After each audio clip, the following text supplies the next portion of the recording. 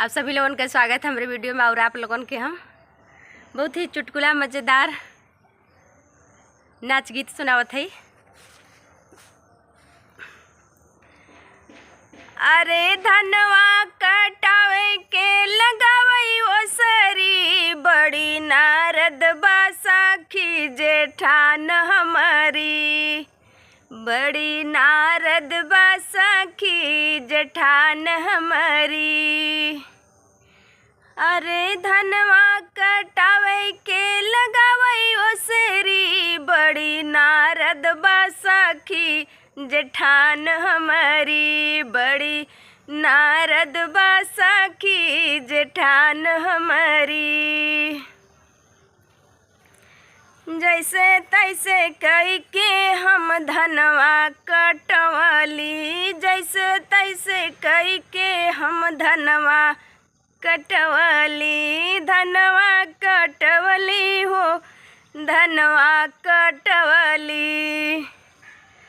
अरे पीटावई बदे के लगावई ओसरी, बड़ी नारद बासाखी जेठान हमारी, बड़ी नारद बासाखी जेठानी हमारी। अरे धनवा कटावई के लगावई ओसरी, बड़ी नारद बासाखी जेठान हमारी, बड़ी नारद बासाखी जेठानी हमारी।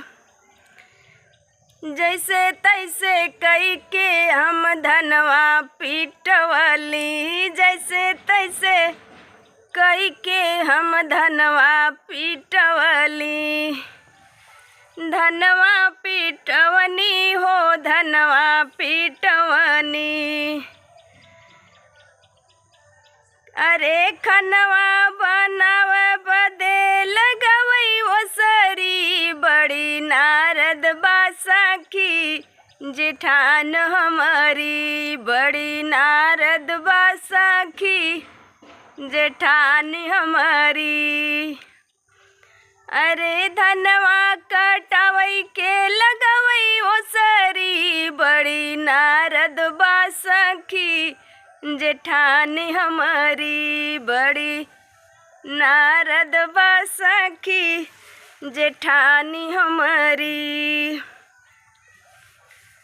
हरदम घरवा में झगड़ा लगावे, हरदम घरवा में झगड़ा लगावे, झगड़ा लगावे ओ झगड़ा लगावे।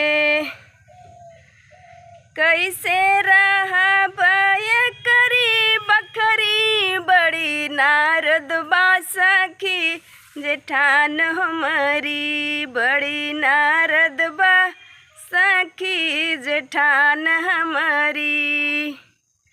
अरे धनवा कटावई के लगावई ओसरी, बड़ी नारद बासाखी जेठान हमारी।